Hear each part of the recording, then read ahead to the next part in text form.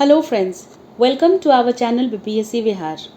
जैसा कि आप सब जानते हैं, हमारे चैनल पर 69th बीपीएससी प्रीलिम्स में पूछे गए क्वेश्चंस की सब्जेक्ट वाइज सोर्स ट्रेसिंग की सीरीज़ चल रही है, जिसमें हमने 6 सब्जेक्ट्स को कवर कर लिया है। वो सब्जेक्ट्स हैं modern history, science, current affairs, geography, polity और इकोनॉमी। इनसे रिलेटेड वीडियोज़ की लिंक आपको डिस्क्रिप्शन बॉक्स में मिल जाएगी और सोर्स ट्रेसिंग की एक सेपरेट प्लेलिस्ट भी चैनल पर अवेलेबल है। आप वहाँ जाकर इन्हें ज़रूर देखें। अगर आप 70th बीपीएससी की तैयारी कर रहे हैं तो ये वीडियोस आपके लिए बहुत इंपॉर्टेंट है। इनकी मदद से आप 70th बीपीएससी के लिए अपना सब्जेक्ट वाइज अप्रोच या स्ट्रैटेजी बना सकते हैं। इस वीडियो के अंदर हम एंशिएंट और मिडिवल हिस्ट्री के क्वेश्चंस की सोर्स ट्रेसिंग करेंगे। तो चलिए शुरू करते हैं। स्क्रीन पर आपको एक टेबल दिख रहा होगा। इस टेबल में जो सोर्सेज या बुक्स के नाम बाईं तरफ लिखे हैं, इन्हीं सोर्सेज में हम 69th बीपीएससी में पूछे गए एंशिएंट और मिडिवल हिस्ट्री के क्वेश्चंस के सोर्सेज को ट्रेस करेंगे और वीडियो के अंत में हम जानने की कोशिश करेंगे कि किस बुक से कितने क्वेश्चन सॉल्व हो रहे हैं। तो ल्यूसेंट का हम एंशिएंट मिडिवल हिस्ट्री का हिस्सा देखेंगे। एनसीईआरटीज़ हम 6 to 12 की यूज़ कर रहे हैं, न्यू एनसीईआरटीज़ भी और एनसीईआरटी ओल्ड वाली भी 6 to 12 की एनसीईआरटीज़। ठीक है, एक चीज़ और बता दूं कि एंशिएंट और मिडिवल हिस्ट्री से टोटल पूछे गए थे 15 सवाल।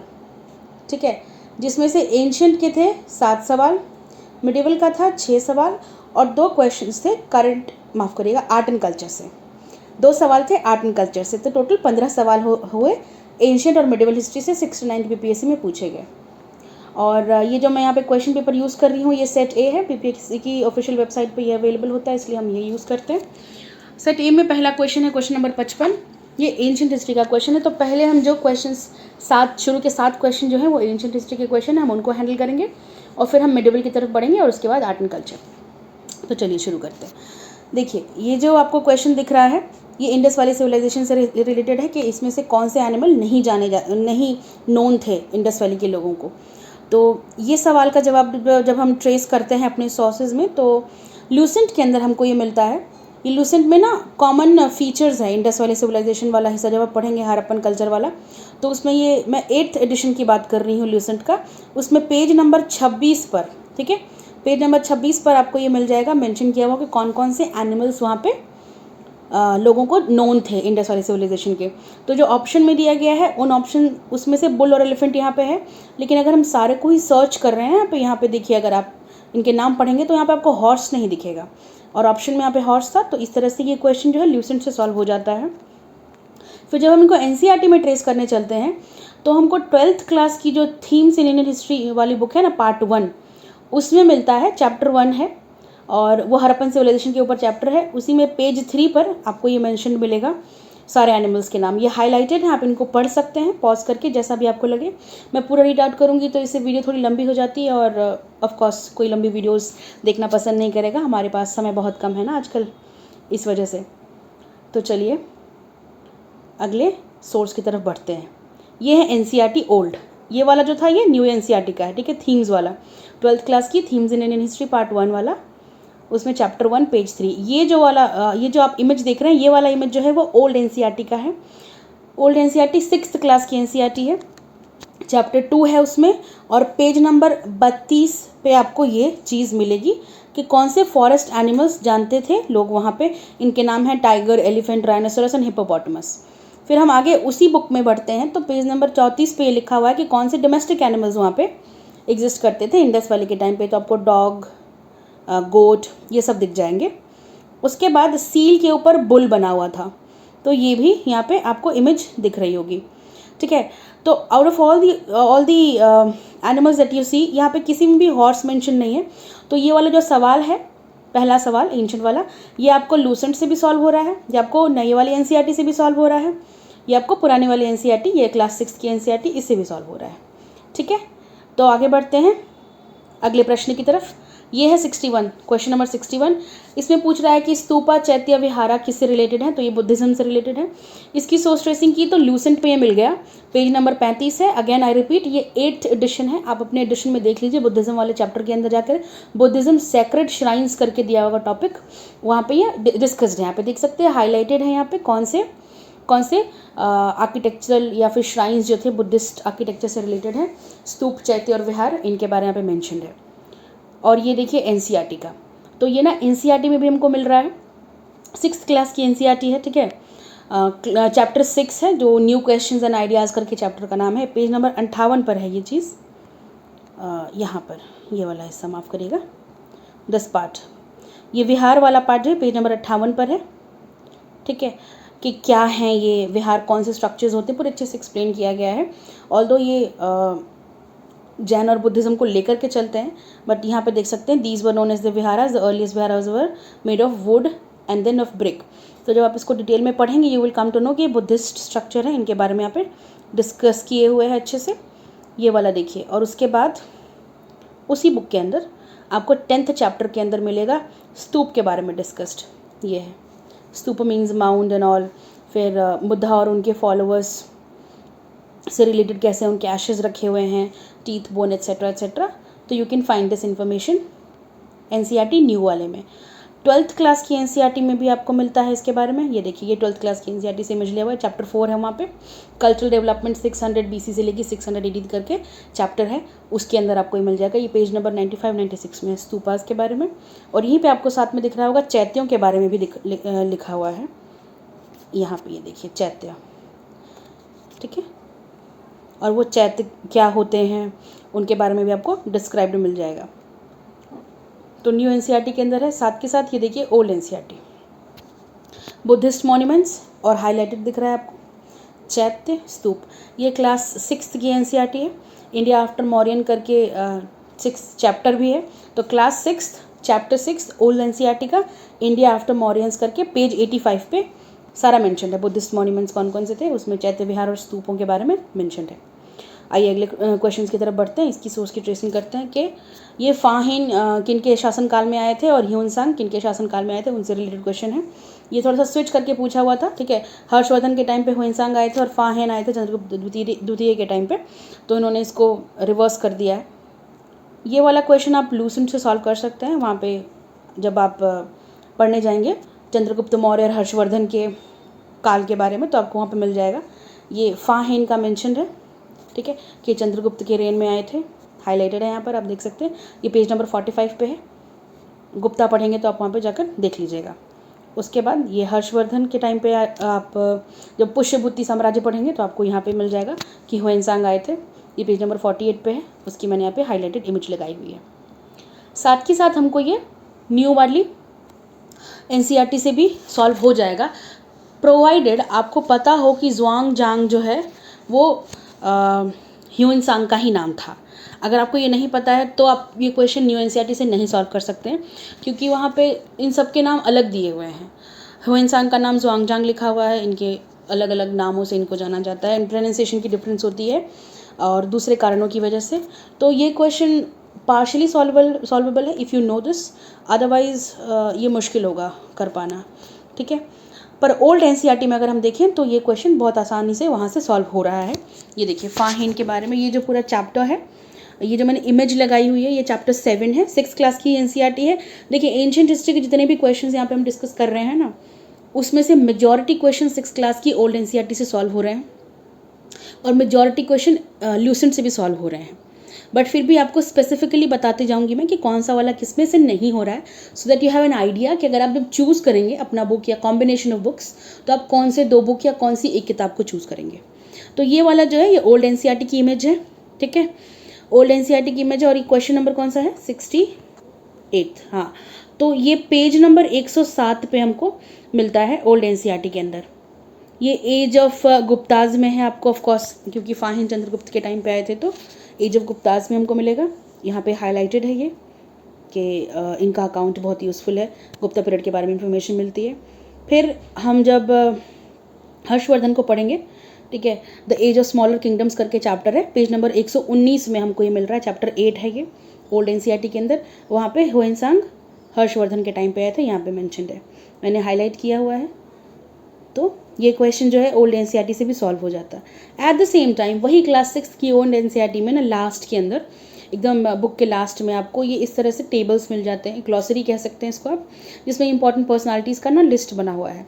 तो उसमें देखिए ह्यूनसांग के बारे में मेंशन है कि चाइनीज़ बुद्धिस्ट पिलग्रिम थे जो कि हर्षवर्धन के टाइम पे आए, ठीक है। तो आपको वहाँ पे मिल जाता है। वहाँ पे पीछे फाहिन के बारे में मेंशनड है, लेकिन स्पेसिफिकली मेंशन नहीं था कि चंद्रगुप्त द्वितीय के टाइम पे आए थे, इसलिए मैंने उसको यूज़ नहीं किया है, बस उसमें गुप्ता पीरियड लिखा हुआ था, तो that does not form a basis ना। लेकिन यह क्वेश्चन इसके इन्फॉर्मेशन के बेसिस पे भी सॉल्व कर सकता है। अगर किसी को पता है कि हुएनसांग हर्षवर्धन के टाइम पे आए थे, तो आपको पता होना चाहिए कि ये कॉम्बिनेशन तो गलत हो गया, ठीक है। मतलब पहला वाला देखिए, 1 सेकेंड, हर्षा फाहिन, तो यू नो कि हर्षवर्धन के टाइम पे फाहिन नहीं आया था। At the same time you know कि हर्षवर्धन हुएनसांग जो हर्षवर्धन के टाइम पे आया था, तो आपको ये वाला भी गलत हो गया। तो एक भी अगर आप जानते हैं, आप ये क्वेश्चन को सॉल्व करने की पोजीशन में होते, ठीक है। वैसे हम यहाँ पे क्वेश्चन सॉल्यूशन के सॉल्यूशंस करने के लिए नहीं बैठे, हम तो सोर्स ट्रेसिंग करने के लिए बैठे हैं, तो मैं ज़्यादा डिटेल में नहीं बताऊंगी, बिकॉज आई हैव हर्ड कि आप लोगों को वीडियोज़ लंबी लगती हैं, तो I would try to keep it short and crisp. चलिए आगे बढ़ते हैं। नेक्स्ट क्वेश्चन है क्वेश्चन नंबर 69। यहाँ पे लिस्ट दी हुई है, ठीक है। लेफ्ट में आपको यहाँ पे स्कॉलर्स के नाम है, और राइट में कौन से फील्ड से थे ये लोग वो लिखा हुआ है, कौन से मैथमेटिशियन थे, कौन से मेडिसिन जानते थे, एट्सेट्रा एट्सेट्रा। अब देखिए ल्यूसेंट में ना इनके वर्क्स के बारे में स्पेसिफिक नाम दिए हुए हैं कि किसने कौन सी किताब लिखी है। मगर अगर आप नहीं जानते, मगर आपको ये नहीं पता है कि जो स्पेसिफिक बुक है वो एक प्ले है, कि वो कोई साइंटिफिक बुक है, कि वो मेडिसिनल बुक है, तो आप ये क्वेश्चन नहीं कर सकते हैं, क्योंकि उन स्कॉलर्स के आगे उनके स्पेसिफिक एरियाज, उनके फील्ड्स मेंशन्ड नहीं है। तो मुझे उनकी इमेज लगाना यहाँ पे इंपॉर्टेंट लगा नहीं, क्योंकि ल्यूसेंट से क्वेश्चन सॉल्वेबल नहीं हो रहा है। अगर आपने कहीं और से पढ़ा है कि हाँ चरक मेडिसिन से रिलेटेड है, तो आप बना लीजिएगा, लेकिन सिर्फ चरक थे और उन्होंने जो स्पेसिफिक बुक लिखी है वो ये सब मिल जाएगा। ब्रह्मगुप्त की बुक मिल जाएगी आपको, मेहर की बुक मिल जाएगी, लेकिन वो बुक किस जॉनरा की थी, किस फील्ड की थी, ये मेंशन ल्यूसेंट में नहीं है। तो ये क्वेश्चन, ये इकलौता एंशिएंट हिस्ट्री का क्वेश्चन है, 69th PPSC में पूछा गया, जो कि ल्यूसेंट से सॉल्व नहीं हुआ है, ठीक है। बाकी सारे हुए हैं, एंशिएंट हिस्ट्री की मैं बात कर रही हूँ सिर्फ, ठीक है। देखिए फिर ये कहाँ से सॉल्व हो रहा है, ये क्वेश्चन आप ना न्यू NCERT से सॉल्व कर सकते हैं। तो न्यू NCERT के अंदर हम 12th क्लास की बुक है, of course themes in Indian history part 1 है, उसके अंदर चैप्टर 3 है किंग, कास्ट एंड क्लास करके, उसमें पेज नंबर 79 पे आपको ये टेबल सा दिख रहा होगा, जिसमें चरक के बारे में मेंशन है, हिज वर्क ऑन मेडिसिन। तो इफ़ यू नो, अगर आपको एक भी चीज़ पता है यहाँ पे कि चरक जो है वो मेडिसिन से रिलेटेड है, ए का 2, तो look at the options here, A का 2, ए का 1, ए का 3 एंड लेट मी सी ए का 1। तो अकेले एक ऑप्शन से ये क्वेश्चन डूएबल है, अगर आपको पता है कि चरक मेडिसिन से रिलेटेड है। तो हाँ NCERT से ये क्वेश्चन सॉल्व कर सकते हैं। और तो और NCERT में और भी जगह ये मेंशन्ड है, जैसे ये क्लास 6 की NCERT की इमेज है, ये वाली जो है 12th क्लास की NCERT है, और ये वाली 6th की NCERT है, इसमें भी एंशिएंट हिस्ट्री के बारे में मेंशन्ड है। और ऑफ कोर्स यहाँ पे वराहमिहिर के बारे में, कि ब्रह्मगुप्त के बारे में, ये लोग किन किन चीज़ों से एसोसिएटेड थे। लेकिन अदर देन चरक इनके बारे में क्लियरली नहीं लिखा हुआ। पढ़िए ना यहाँ पे, Varahamihira, Brahmagupta and Bhaskaracharya were some other mathematicians and astronomers who made several discoveries, but not mention के किस फील्ड में कि नहीं। तो यहाँ पे थोड़ा सा सिचुएशन डिफिकल्ट है। ऑल्दो चरक के बारे में यहाँ पे मेडिसिन और हेल्थ साइंसेज से बार बार मेंशन है, देखिए ब्लू वाले बॉक्स के अंदर देखिएगा। तो चरक के बारे में अगेन आयुर्वेदा, तो इससे तो आप फिगर आउट कर सकते हैं। नीचे इस टेबल के अंदर 12th में भी astronomy and medicine by Aryabhata and Varahamihira, ये वाला बोल रही हूँ मैं पढ़ने के लिए, ठीक है। तो astronomy and medicine by Aryabhata and Varahamihira, now we do not know ना कि यहाँ पे देखिए मैथमेटिक्स और एस्ट्रोनॉमी दोनों ही मेंशन्ड है, माफ़ करिएगा, तो थोड़ी सी तकलीफ होगी अगर आपको स्पेसिफिकली नहीं लिखा हुआ है। तो ये क्वेश्चन ना बिल्कुल क्लियरली कहाँ से सॉल्व हो रहा है, अगेन ये 10th क्लास की NCERT, इसमें बस मेंशन्ड है चरक की बुक, चरक संहिता। तो ये आप जानते हैं तो आप सॉल्व कर सकते हैं NCERT से। लेकिन अगर आपको सारे ही वहाँ पे जो ऑप्शन दिए हुए हैं स्कॉलर्स के, उन्होंने क्या क्या वर्क किया है, तो ये ना ओल्ड NCERT में बड़े अच्छे से मिल जाएगा आपको, ठीक है। और वो कौन से फील्ड में है, जिस तरह से यहाँ पे मेंशन है उस तरह से वहाँ पे पूछा हुआ है, मतलब डाला हुआ है इन्होंने। एंशिएंट इंडिया करके जो बुक है 6th क्लास की, ऑफ कोर्स पुरानी वाली NCERT, ठीक है, उसमें अगर पीछे जाइएगा तो ग्लॉसरी में ही आपको इंपॉर्टेंट पर्सनालिटीज़ वगैरह मेंशन है। उसमें यहाँ चरक के बारे में है कि ये one of the greatest authorities on Indian medicine. फिर वराहमिहिर के बारे में मेंशन है कि ये फेमस एस्ट्रोनॉमर और एस्ट्रोलॉजर हैं, तो यहाँ से आप वो मैच कर सकते हैं, ठीक है। इन्होंने पंच सिद्धांतिका लिखी थी। उसके बाद विशाख दत्त के बारे में मेंशन है कि ये प्ले राइट थे, ये ड्रामा लिखते थे। मुद्रा राक्षस इन्होंने लिखी है। ये जो है आपको ओल्ड NCERT में पीछे बुक के एंड में इस तरह से मिल जाएगा एक्सक्यूज़ मी, ऐसे मिल जाएगा आपको पूरा टेबल बना करके। तो yes, this question could be solved from old and new NCERT both, but it was not solvable through Lucent. अगला क्वेश्चन देखते हैं फ्रेंड्स, ये 74th क्वेश्चन है, ठीक है, कि कैपिटल ऑफ मगध से रिलेटेड है कि अर्ली वैदिक पीरियड में कौन कैपिटल था, तो राजगृह था। ये आपको ल्यूसेंट से आराम से बन जाता है, ठीक है। महाजनपद पीरियड करके एक स्पेसिफिक टॉपिक दिया हुआ है और पेज नंबर 31 में आपको मिलेगा, इस तरह का टेबल बना हुआ है। एक तरफ महाजनपद लिखे हैं और राइट साइड में इनके कैपिटल के नाम लिखे हुए हैं। तो आप ये सेकंड वाला देखिए, मगध, एक्सक्यूज मी, ये मगध, यहाँ पे राजगृह गृहराज है ना, मेंशन है, ये अर्ली वैदिक कैपिटल था। उसके बाद आपको एनसीईआरटी में ये मिल जाएगा, कौन सी क्लास की एनसीईआरटी, अब पास्ट पार्ट 1 क्लास 6 की एनसीईआरटी, चैप्टर 6 पेज नंबर 60। ये जो चैप्टर है इसका नाम है kingdoms, king and early republic, ठीक है। आपको यहाँ पे ये मिल जाएगा, Rajagriha, the present day Rajgir in Bihar was the capital of Magadha for several years. फिर ओल्ड एनसीईआरटी में आते हैं, ये आपको ओल्ड एनसीईआरटी में मिल रहा है, कहाँ पे, अगेन 6th क्लास की ही एनसीईआरटी है, ठीक है। और ये है चैप्टर 4, मगध से रिलेटेड चैप्टर है ये, और पेज नंबर 55 पे बिम्बिसार का टाइम है और उसमें ये कि capital was Rajgriha near Patna, ये मेंशन्ड है, ठीक है। मूविंग अहेड, ये देखिए,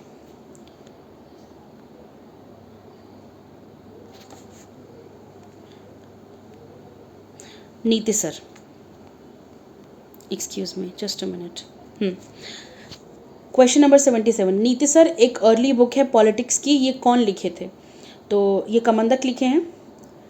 जब हम ल्यूसेंट देखते हैं तो ल्यूसेंट के अंदर हिस्टोरिकल टेक्स्ट्स करके टॉपिक है, पेज नंबर 5 पे, बुक के शुरुआत में एकदम 5वें पेज पर, ये आपको देखिए नीचे यहाँ पर, कमंदक्स नीतिसर, ठीक है। ये गुप्ता के टाइम पे लिखी गई बुक थी, उनके बारे में इंफॉर्मेशन देती है।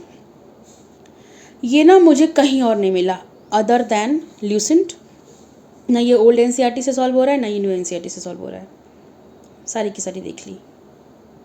मूविंग अहेड, क्वेश्चन नंबर 79 देखिए, ये समुद्रगुप्त के बारे में है कि ये जो चाइनीज़ सोर्सेज के हिसाब से महामेघवर्मन, ये जो मेघवर्मन थे श्रीलंका के राजा, he sent a missionary to which of the following Gupta kings for permission to build a Buddhist temple at Gaya, Gaya में बुद्धिस्ट टेम्पल बनाने के लिए इन्होंने मिशनरी भेजा था। तो ये कौन से राजा के टाइम पे भेजा था, तो समुद्रगुप्त के टाइम पे हुआ था। अब इसका जो हम सोर्स ट्रेस करने चलते हैं तो हमको ल्यूसेंट पे मिल जाता है, ये पेज नंबर माफ़ करिएगा, पेज नंबर 44 है, ठीक है। जब आप गुप्ता पढ़ रहे होंगे उसी में समुद्रगुप्त के बारे में मेंशन होगा, तो उनकी डिटेल्स में जाएंगे तो एक पॉइंटर है इस तरह से बना हुआ कि अकॉर्डिंग टू चाइनीज़ राइटर हुएनसे, वांग हुएनसे, मेघवर्मन ये वही राजा हैं, ठीक है। श्रीलंका के राजा, उन्होंने एम्बेसी भेजी थी मोनास्ट्री बनाने के लिए। तो ये ल्यूसेंट से हो रहा है, और ये न्यू एनसीईआरटी में नहीं मिला, ठीक है। ये ओल्ड एनसीईआरटी की इमेज है जो यहाँ पे आपको दिख रही है, और ये जो एनसीईआरटी है क्लास 11th की है, ओल्ड एनसीईआरटी RS शर्मा, जो हर कोई पढ़ता है, तो अगर आप RS शर्मा पढ़ते हैं तो आप देख लीजिए कि कितने क्वेश्चंस वहाँ से बन रहे हैं, ठीक है। तो ये वाला एक क्वेश्चन वहाँ से बन रहा है, चैप्टर 19 पेज नंबर 137, और rise and growth of Gupta empire करके चैप्टर है, उसी में ऑफ कोर्स मेघवर्मन के बारे में है कि रूलर ऑफ श्रीलंका, इन्होंने मिशनरी भेजा था समुद्रगुप्त के टाइम पे। तो दिस इज़ अबाउट समुद्रगुप्त, और ये वाला ओल्ड एनसीईआरटी में भी मिलता है। तो इस तरह से जो हमने यहाँ पर सारे एंशिएंट हिस्ट्री के सोर्सेज को ट्रेस कर लिया फ्रेंड्स। अभी तक ये क्वेश्चन नंबर 79 तक जो है हमने वो क्वेश्चंस को ही सिर्फ यहाँ पे लिया है जो एंशिएंट हिस्ट्री के थे। अब हम मिडिवल हिस्ट्री के क्वेश्चंस को देखेंगे, इनकी सोर्स ट्रेसिंग करेंगे। तो पहला मिडिवल हिस्ट्री का क्वेश्चन था 64 नंबर का। ये वाला क्वेश्चन है arrival of Babur into India से रिलेटेड स्टेटमेंट्स दी हुई हैं कि गन पाउडर का इंट्रोडक्शन और आर्चे डोम आर्किटेक्चर, फिर तिमोरिड डायनेस्टी का एस्टेब्लिशमेंट और कैनन्स का इस्तेमाल, तो इनमें से कौन सा स्टेटमेंट सही है, ठीक है। तो स्टेटमेंट 3 और 4 ही सही हैं कि जो बाबर आए थे तो उन्होंने तिमूर वंश का यहाँ पे इस्टेब्लिशमेंट किया था और कैनन्स को वॉरफेयर में लेकर के आए थे। तो ये क्वेश्चन हम कहाँ से सॉल्व कर पाएंगे? ये क्वेश्चन सॉल्व कर पाएंगे सोर्स ट्रेस किया तो हमें ल्यूसेंट से ये सॉल्वेबल है। पहली चीज़ देखिए, ल्यूसेंट में जब दिल्ली सल्तनत पढ़ते हैं तो सल्तनत के अंत में जब आप मतलब उस चैप्टर को ऑलमोस्ट खत्म कर चुके होंगे, लास्ट में आपको पेज नंबर 55 पे art and architecture under Delhi Sultanate करके टॉपिक होगा। उसमें new features brought by Turkish conquerors करके है कि कौन कौन से फीचर्स थे जो तुर्कियों ने भारत में लाके इंट्रोड्यूस किया। तो ये the dome, the lofty towers और ट्रू आर्च। तो ये डोम एंड ट्रू आर्च दिख रहा है, ये दिल्ली सल्तनत के टाइम पे था, ठीक है, तुर्की लाए थे। यहाँ पे क्वेश्चन में सेकंड नंबर का पॉइंट देखिए, the introduction of arch and dome, तो ये बाबर किया है ऐसा क्लेम कर रहा है statement, which stands wrong here, है कि नहीं, गलत हुआ। तो आपको जब पता है कि दूसरा स्टेटमेंट गलत है, आपने दिल्ली सल्तनत को अच्छे से पढ़ा होगा, तो आप ये दोनों को तो काट देंगे, तो बचा नन और 3 4। अब 3 और 4 पता नहीं होगा तो आप सिलेक्ट कैसे कर पाएंगे नन में से और 3 4 में से? तो चलिए आगे देखते हैं कि कैसे ये सॉल्व हो रहा है।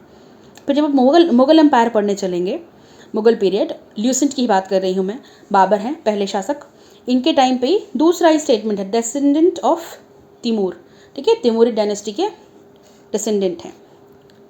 तो आपको ये पता चल गया कि ये स्टेटमेंट सही है, ये स्टेटमेंट गलत है। When 2 is wrong, when 3 is correct, you can solve this, है ना, 3 और 4।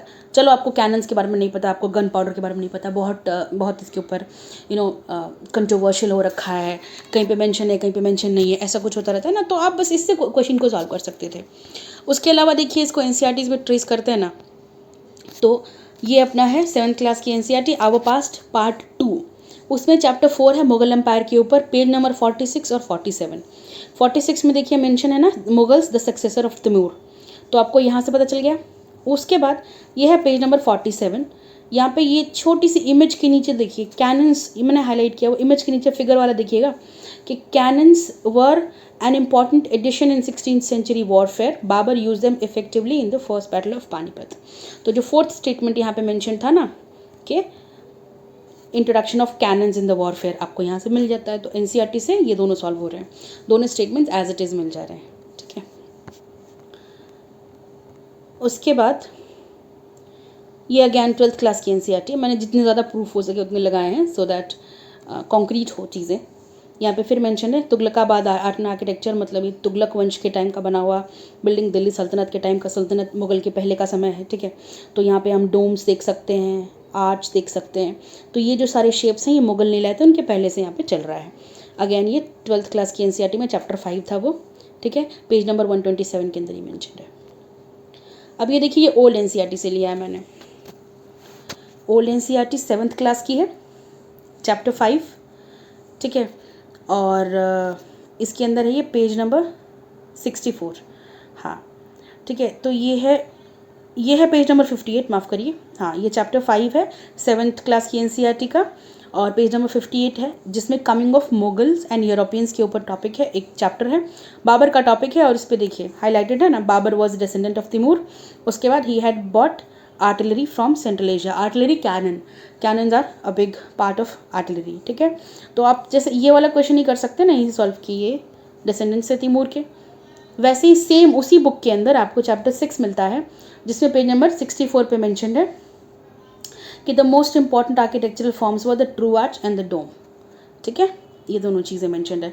ये है एसोसिएटेड दिल्ली सल्तनत से, ये उनके कंटेक्स्ट में हो रहा है कि सल्तनत के टाइम पे जो उनका आर्किटेक्चर था, तुगलक के टाइम पे वो जो हमारे तुर्की राजा राज करते थे उनके टाइम पर आर्च और डोम उनका प्रोमिनेंट आर्किटेक्चर था, एक फीचर था आर्किटेक्चर का। तो आपको ये क्वेश्चन ओल्ड एनसीईआरटी से भी हो रही है, न्यू एनसीईआरटी से भी सॉल्व हो रहा है और ल्यूसेंट से भी हो रहा है। ये वाला क्वेश्चन देखिए, इसको काफ़ी डिस्कस किया गया था एग्जाम के बाद कि किस तरह के क्वेश्चन पूछ रही है बीपीएससी, कि बाबल मक्का या गेट ऑफ मक्का किसे कहते हैं, जवाब है सूरत, लेकिन ये मिला कहाँ, ये ल्यूसेंट में नहीं था, ये मिला हमें न्यू एनसीईआरटी के अंदर, क्लास 7th की एनसीईआरटी आवर पास्ट पार्ट 2 करके, ठीक है। उसमें चैप्टर 6 है towns, traders and crafts person, towns, वहाँ पे इंपॉर्टेंट टाउन जैसे कि सूरत, मछलीपट्टनम एक्सेट्रा को डिस्कस किया हुआ है। तो वहाँ पे the gateway to west Surat, और यह देखिए हाईलाइटेड है ना, Surat has also been called the gate to Mecca, ये मेंशन है, यहाँ से उठाया इन्होंने ये क्वेश्चन को, ठीक है। पेज 84 है चैप्टर 6 क्लास 7th की एनसीईआरटी आवर पास्ट। और तो और ये वाला हमें ल्यूसेंट और ओल्ड एनसीईआरटी कहीं पे नहीं मिला, सिर्फ न्यू एनसीईआरटी में मिला, ये वाली बात भी आप ध्यान रखिएगा, न्यू एनसीईआरटी की इंपॉर्टेंस ज़रा ध्यान रखिए। देखिए अगला सवाल है, अष्टप्रधान किसके टाइम पे काउंसिल ऑफ मिनिस्टर्स था? तो मराठा एडमिनिस्ट्रेशन। रिपीटेड है, PYQ है, वैसे भी सॉल्व कर लेते हैं, लेकिन मान लो अगर आप न्यूबी हैं, नहीं पढ़ा है कभी, तो कहाँ से पढ़ेंगे इस फैक्ट को? तो पढ़ने चलते हैं, तो ल्यूसेंट के अंदर ये मिल जाएगा, शिवाजीज अष्टप्रधान, यह है ना, और डिटेल में मेंशन है। इस बार तो हॉर्टिकल्चर वाला जो एग्जाम हुआ है और भी बहुत सारे एग्जाम्स हुए, उसमें इन्होंने स्पेसिफिकली ऐसे पूछ लिया कि सरे नौबत जो है ये पोस्ट किससे रिलेटेड थी, मिलिट्री कमांडर थे कि क्या थे। तो इस तरह के क्वेश्चन आ रहे हैं, तो अब इनमें ना डिटेल में जाके पूछ रहे हैं, तो आप थोड़ा सा ये देख लीजिएगा। पर फिलहाल के लिए मैं सोर्स ट्रेसिंग करी तो बता दूं कि ल्यूसेंट में ये क्वेश्चन बन जा रहा है, पेज नंबर 64 के अंदर ये मैंशनड है। ठीक है, इस तरह का टेबल सा बना हुआ है। चलिए आगे बढ़ते हैं, और ये रहा हमारा ओल्ड NCERT। ये न्यू NCERT में नहीं मिला हमको, ओल्ड NCERT है। ठीक है, क्लास 7th की अगेन, चैप्टर 8 है, पेज नंबर 105। इसमें मराठास के बारे में डिस्कस्ड है। ये देखिए, the Maratha was governed by this council of 8 ministers.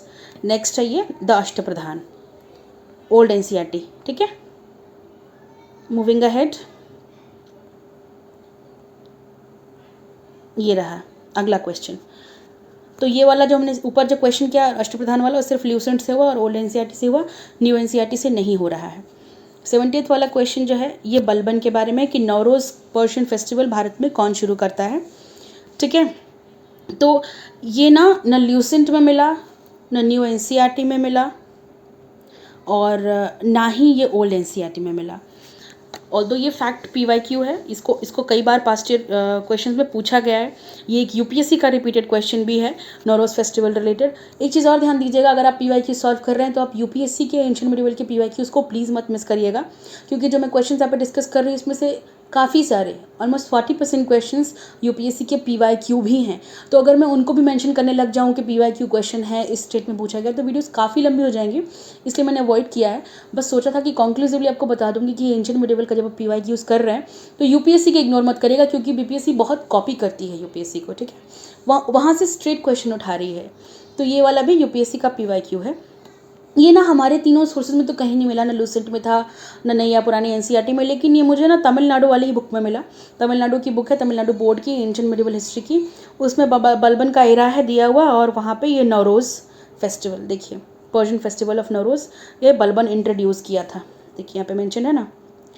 तो एक क्वेश्चन के लिए पूरी बुक तमिलनाडु वाली पढ़ना, अगर आप तमिलनाडु वाली बुक पढ़ चुके हैं ऑलरेडी, या वही आपका सोर्स है, गो अहेड विद इट, लेकिन इस क्वेश्चन के लिए मत पढ़िएगा। एक क्वेश्चन को देख करके, समय है तो पढ़ लीजिए, सारा कुछ पढ़ रखे हैं तो पढ़ लीजिए, लेकिन एक क्वेश्चन के लिए नहीं पढ़ेगा, जस्ट टू गिव इट ना एग्जाम्पल कि हाँ इन बुक से क्वेश्चंस बन रहे हैं, इन बुक से क्वेश्चन सॉल्व हो रहे हैं।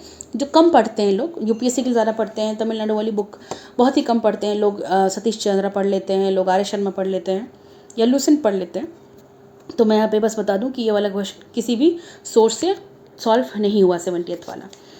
71वां वाला जो सवाल है नाथपंथी सिद्ध योगी के ऊपर, कि ये डिवोशनल रिलीजन कहाँ पॉपुलर थे, तो ये नॉर्थ इंडिया में पॉपुलर थे। ये क्वेश्चन जो है ल्यूसेंट से सॉल्व नहीं हो रहा है, ये क्वेश्चन सॉल्व हो रहा है NCERT से।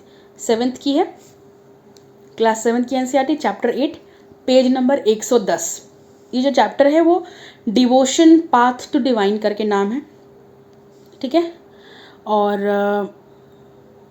माफ़ करिएगा, ये वाली इमेज है यहाँ से। ठीक है, यहाँ पे नाथपंथी सिद्ध एंड योगी डायरेक्ट लिखा हुआ है ना, became popular force in northern India. और ये ऊपर जो इमेज है ये 12th क्लास की NCERT। तो ये जो है 12th और 7th दोनों ही क्लासेस की NCERT में नाथपंथी सिद्ध और योगियों के बारे में मेंशन है कि नॉर्थ इंडिया में एक नया डिवोशनल या रिलीजन पॉपुलर हुआ था। हाईलाइटेड देख लीजिए, दीज इंक्लूडेड दिस, और ये है themes in Indian history part 2, ये 12th क्लास की बुक है। ठीक है, तो ये 12th वाली बुक में भी है और 7th वाली बुक में भी, ये सिर्फ NCERT से सॉल्व हो रहा था।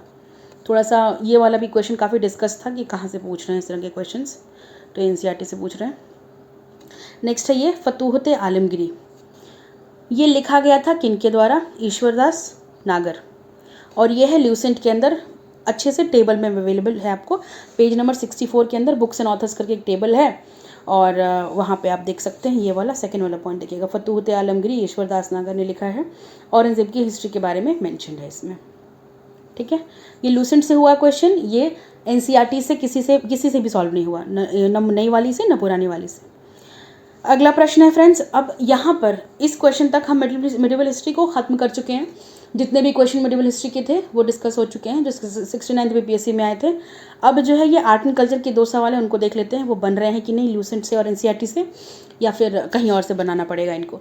तो ये देखिए 67th वाला क्वेश्चन है, पेंटिंग ऑफ बोधिसत्वा पद्मपानी कहाँ लोकेटेड है? ये अजंता में है, लेकिन ये ना ल्यूसेंट में अवेलेबल था ना किसी एनसीईआरटी में। ये आपको आर्ट एंड कल्चर की बुक्स में मिल जाएगा, नितिन सिंघानिया या इस तरह की बुक्स में। लेकिन एक क्वेश्चन के लिए पूरी की पूरी इतनी मोटी बुक पढ़ना, I don't think it's efficient, वो सही डिसीजन रहेगा।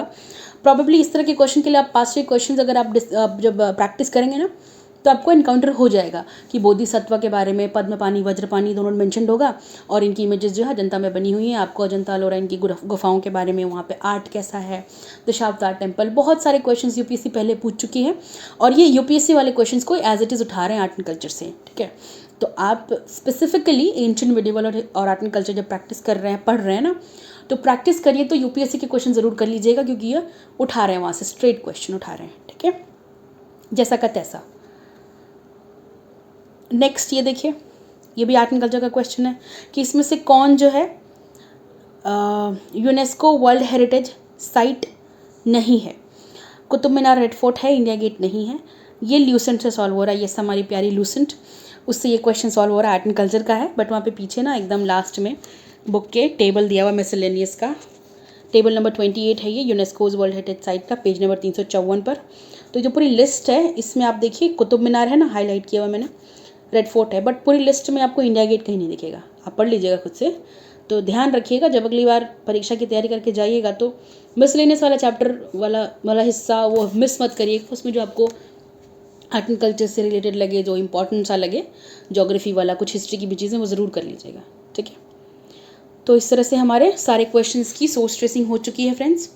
और इस सोर्स ट्रेसिंग के बाद जो हमें रिजल्ट मिला है वो कुछ ऐसा है कि ल्यूसेंट से जितने भी क्वेश्चंस हमने यहाँ पे देखे, टोटल 15 सवाल, उन 15 सवालों में से 10 सवाल जो हैं वो ल्यूसेंट से सॉल्व हुए हैं, और नई वाली एनसीईआरटी से 8 सवाल सॉल्व हुए हैं, पुराने वाली एनसीईआरटी से भी 8 सवाल सॉल्व हुए हैं। The beauty over here is this, खूबसूरती की बात यह है कि ल्यूसेंट से जो सवाल नहीं सॉल्व हो पाए, जैसे कि जो 5 सवाल थे, उनमें से 1-2 को हटा दे, जो कि आर्ट एंड कल्चर का सवाल था जो कहीं से सॉल्व नहीं हुआ। ठीक है, 2 क्वेश्चंस को हटा दे तो 3 सवाल ऐसे हैं जो ल्यूसेंट से सॉल्व नहीं हुए, तो न्यू एनसीईआरटी से हो रहे हैं या ओल्ड एनसीईआरटी से सॉल्व हो रहे हैं। तो इससे आपको क्या समझ में आ रहा है कि एक कॉम्बिनेशन काम कर सकता है ल्यूसेंट का विद एनसीईआरटी न्यू और old, any one you pick of your choice. मैं सजेस्ट करूँगी न्यू एनसीईआरटी, क्योंकि अप्रोच थोड़ा सा न्यू की तरफ वाला है। मतलब मैंने ऐसे क्वेश्चंस एनकाउंटर किए जो कि ल्यूसेंट से भी नहीं बन रहे थे, ओल्ड एनसीईआरटी से भी नहीं बन रहे थे, लेकिन न्यू से बन रहे थे।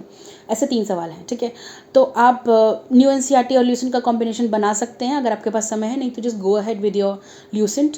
एट द सेम टाइम एक कंक्लूजन डिराइव करना अभी ही कि ल्यूसेंट ही पढ़ लें या बाकी नहीं, तो गलत होगा। प्लीज़ आप 68वां और 67, 66 2-3 साल का बीपीएससी का पेपर ज़रूर देख लीजिए, उससे ना आपको मदद मिलेगी, बेटर आइडिया मिलेगा। और हो सके तो पीवाईक्यूज़ करिए, जितने क्वेश्चंस कर सकते हैं वो ज़्यादा बेटर रहेगा, क्योंकि उन पीवाईक्यूज़ से ही टॉपिक्स और निकल करके आते रहते हैं। एट द सेम टाइम एक और कंक्लूजन में ड्रॉ किया है कि जो एनसीईआरटीज़ हैं, ठीक है, इनसे काफ़ी क्वेश्चन बने, लेकिन किस एनसीईआरटी को पढ़ना बहुत ही इंपॉर्टेंट है, किसको हम मिस नहीं कर सकते, हम वो भी फिगर आउट कर लेते हैं। चलिए, तो यहाँ पे देखिए एक्सक्यूज़ मी, क्लास 6 की एनसीईआरटी आवर पास 1, इससे 4 सवाल बन रहे हैं।